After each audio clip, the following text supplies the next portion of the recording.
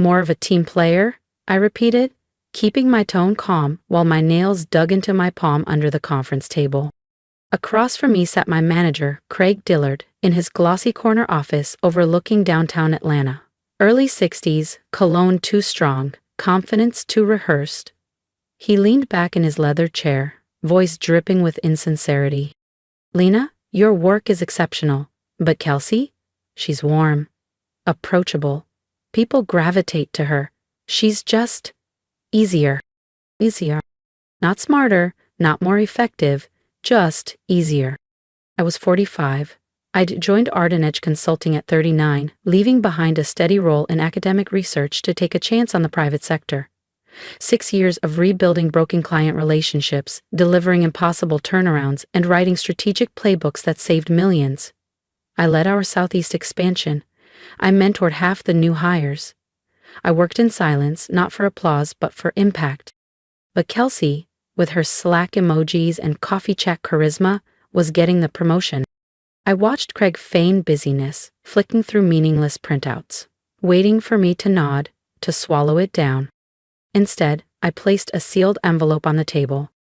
"Thank you for your honesty," I said with a smile that didn't reach my eyes. "This is my resignation. 2 weeks' notice." His face twitched. "Lena, now hold on.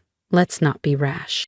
"No need," I said, rising to leave. "You value charm, I value results. I'll be taking mine elsewhere."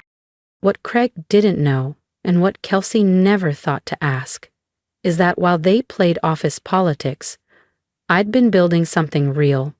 A boutique strategy firm, registered, funded, quietly thriving since last fall. I didn't get passed over. I walked out because I'd already won.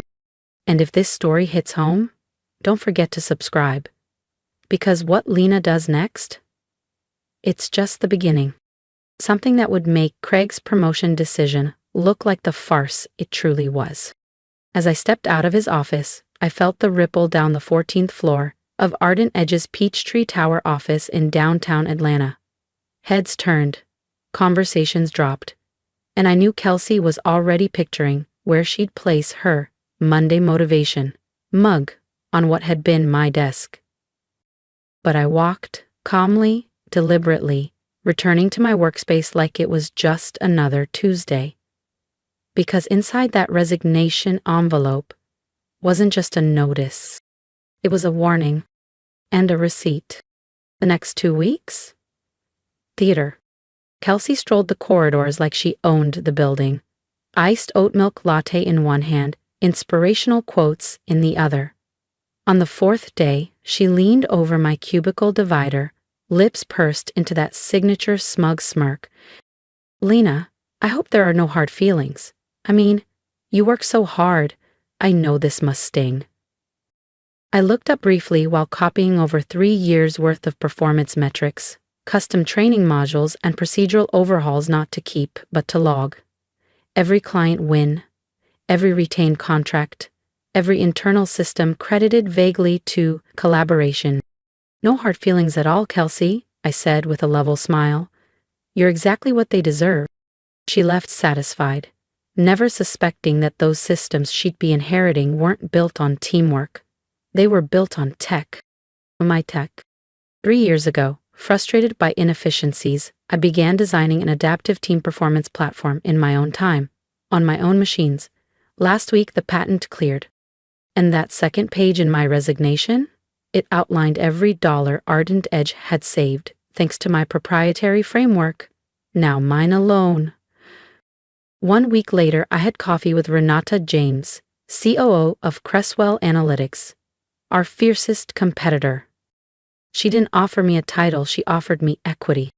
We don't need a figurehead, we need a builder. When I signed that partnership agreement, I didn't feel relief. I felt power. Not applause, not popularity, legacy. On my final day at Arden Edge Consulting, just as I dropped off my access badge at the front desk, Craig called me into his glass-paneled office one last time. The confident mask he usually wore had slipped. His voice was unsteady. "Lena, we need to talk about the report you included with your resignation." He held the printed document like it might combust. "Why didn't you ever tell us about this software you built?" I sat down across from him, adjusting the cuff of my navy blazer with deliberate ease. I did, I said, 3 times, in writing. Each proposal was dismissed. You said the priority was fostering office harmony, not automating performance systems. He scanned the report again, his face draining of color as the figures sank in. Projected revenue, time savings, real-time analytics. And this is patented, he asked, nearly inaudible. I nodded once. Filed last October, fully approved. And I've signed an equity partnership with Crestwell Analytics. They'll be deploying it company-wide. Craig stiffened. Crestwell? Lena, no, you can't. They're our biggest competitor in the Southeast. What about loyalty? I tilted my head. You mean loyalty like promoting charm over contribution? Ignoring innovation because it wasn't flashy enough? That loyalty? He tried again. We'll match their offer, Senior Vice President. Name your salary. Just stay. I stood slowly. It was never about the title, Craig. It was about being seen, being taken seriously. As I walked out, I heard the sound of him scrambling behind me, calls being made, panic setting in. But the decision? Already done. If you believe loyalty should be earned and not mistaken for silence, subscribe now. Because what Lena's building next, it's not just a pivot. It's a legacy. The patent was mine. The ink on Cresswell's contract? Long dry. And Kelsey? She was about to learn the difference between sparkle and substance. That evening, as I packed the last of my things into a cardboard box, I noticed a sticky note, left crookedly on my monitor. Sad to see you go. Stay in touch, Kelsey. I smirked, crumpled it, and dropped it in the trash. She'd hear my name again. They all would. In fact, the entire industry was about to. My first day at Crestwell Analytics felt like stepping into a new world. Gone were the taupe cubicles and performative team huddles. My new office overlooked downtown Atlanta's skyline, glass walls, minimalist elegance, and a sleek nameplate that read, Lena Hart, Partner, Strategic Systems Innovation. But the real difference wasn't the view. It was the respect. Renata James, Crestwell's COO, called an all-staff meeting to welcome me. But it wasn't fluff, it was powerful. She told my story, the software I'd developed, the impact it had already made in pilot programs, and how it would soon become Crestwell's competitive edge. Lena isn't here to fill a seat, Renata said. She's here to redefine how we scale performance. Her work has already saved companies millions, and we're only getting started. At Ardenedge, I was the quiet fixer behind the scenes. At Crestwell, I was the visionary at the helm. 3 months later, the moment came. Midway through a strategy session, my phone buzzed. A message from Marcus Tran, one of the few bright minds still clinging to Ardenedge. Check the news, they're spiraling. I stepped into my office and pulled up the headline. Ardenedge suffers 30% client loss amid Q2 systems collapse. The article was scathing. Projects derailed, budget blowouts, 3 major accounts gone. The internal systems were described as disjointed, outdated, and dangerously reliant on undocumented workflows. One quote stopped me cold. Thomas Kwan, CEO of a key former client. We used to trust Arden ads for enterprise execution. Now, they can't deliver basic functionality. It's like their foundation vanished. I smiled. I was that foundation, the system they dismissed, the strategy they never understood, and the quiet force they let walk out the door. A second buzz, this time from Marcus. Kelsey's having a full-on meltdown in the break room. I leaned back in my chair, letting the Atlanta sun spill across my desk through the tall windows. Beyond the skyline, everything felt calm. I didn't need revenge. I had results. If you've ever been dismissed, sidelined, or passed over for someone louder but far less capable, subscribe to the channel, because Lena's rise is just beginning, and what's coming next? It'll redefine the entire industry. Kelsey had spent years mimicking competence, regurgitating jargon, perfecting charm, navigating meetings with little more than a curated smile. She was exposed. And Craig, the one who bet on charisma over contribution, was watching that gamble unravel in real time. Meanwhile, I had bigger moves underway. At Cresswell, the software I developed wasn't just implemented, it was transformative. Project delivery times dropped 52%, client retention hit a 5-year high, internal KPIs surged. Renata had already approved a full-scale rollout, and 3 Fortune 100 clients were in talks to license my system by Q4. They underestimated me. Now, they're trying to recover ground I've already paved. 6 months after walking out of Ardent Edge, I arrived one crisp Thursday morning to find Renata waiting by my office, holding a folded copy of the Atlanta Business Report. "Seen this?" she asked, handing it to me. The front page headline read, "Ardent Edge announces emergency restructuring following key client losses and systems collapse."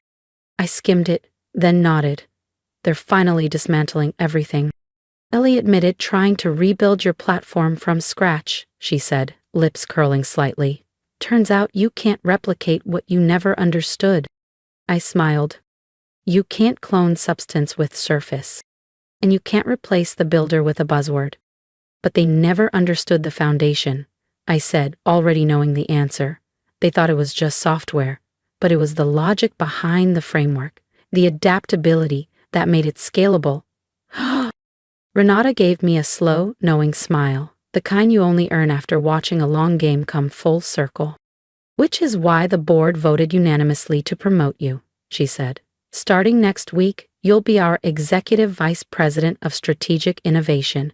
You didn't just improve Cresswell's systems, you've shifted our entire trajectory." A quiet warmth bloomed in my chest. This was what real recognition felt like. Not applause for keeping the peace, not credit handed out for charm, but respect for building something that lasts. Later that evening, as the Atlanta skyline turned gold and the hum of the city softened, a new email appeared in my inbox. From Craig Dillard. Subject, apology. "Lena, I assume you've seen the news about Ardent Edge. I want you to know I was wrong. Ignoring your work was the worst professional mistake I've made. The board sees it now. They see what you built and what we lost. I resigned last week. Kelsey stepped down a month ago. Turns out, Charm doesn't deliver system functionality. I know it's too late to undo the damage, but I wanted you to know. You were right. Outcomes matter. I just wish I'd realized it sooner. Craig." I stared at the screen, emotion flickering. Brief, contained. There was a time when an apology like that might have cracked something open in me, when late validation might have soothed old wounds. But now I didn't need it. I had built something that spoke louder than words ever could. But that time had passed. Now, in my corner office at Cresswell Analytics, morning light danced across the glass frame that held my official patent certificate.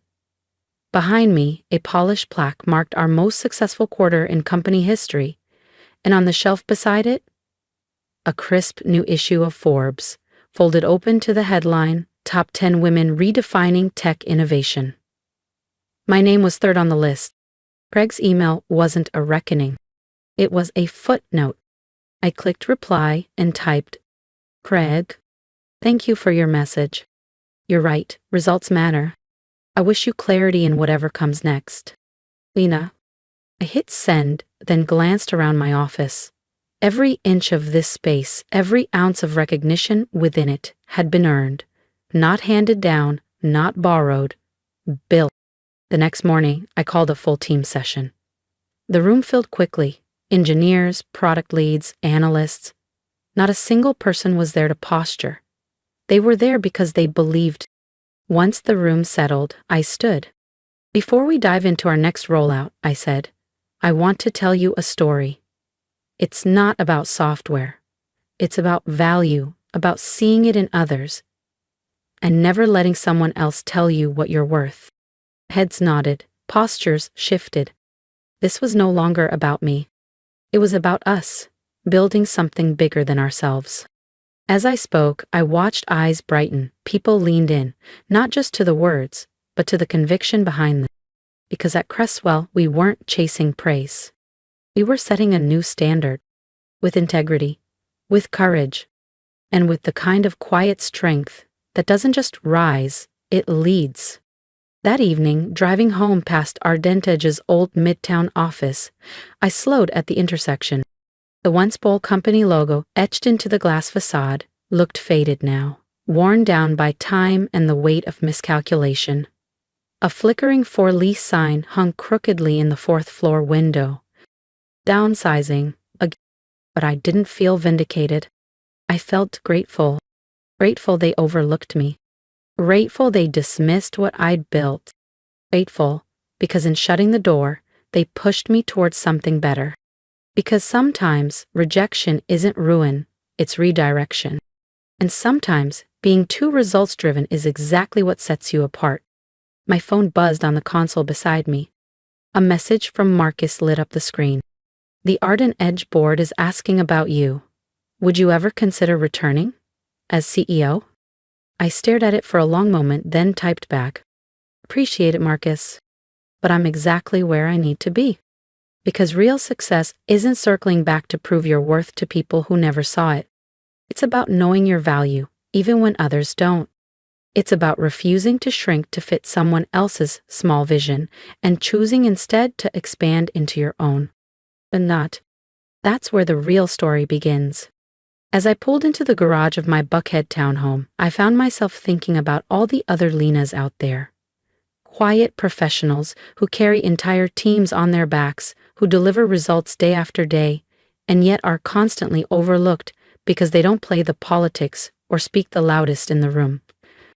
Maybe this story, the one I lived, will reach one of them. Maybe it'll be the sign they've been waiting for. Because rejection? It's not a dead end, it's a redirection. You take the dismissal, you take the silence, and you turn it into momentum, into frameworks, platforms, and strategies that prove your too much was always just code for you were more than they could handle. That night, in my home office reviewing global licensing proposals for the system I once built in silence, I felt a calm I hadn't known in years. Above my desk, framed in matte black, hung a quote Craig once threw at me like an insult. "You're too focused on results." He wasn't wrong. That focus, it's what brought me here. To leadership, to innovation, to purpose, to the place I was always meant to be. On my terms. If you've made it this far, thank you. Truly, this story wasn't just about me. It was about anyone who's ever been told they were too intense, too serious, not a culture fit, or simply not enough in all the wrong ways. If you saw yourself in my journey, I want to hear from you. Drop a comment. Tell me where you are in your own story, because I know how lonely it feels to be the one delivering and still being sidelined. You're not invisible. You're not imagining it. And no, you're not asking for too much just because you want to be valued for what you do. If this story moved you, please consider subscribing, not just to follow what's next, but to join a community that sees the strength in quiet excellence and the power in purpose-led work. And if I could offer just one piece of advice, stop waiting for permission. Don't shrink to fit their comfort. Use their doubt as fuel. Use their silence as space to build. Because one day, they'll realize what they lost. And by then, you'll already be exactly where you were always meant to be, somewhere you built yourself. This is your sign. You don't have to prove them wrong. You just have to prove yourself right. And I'll be right here, cheering you on.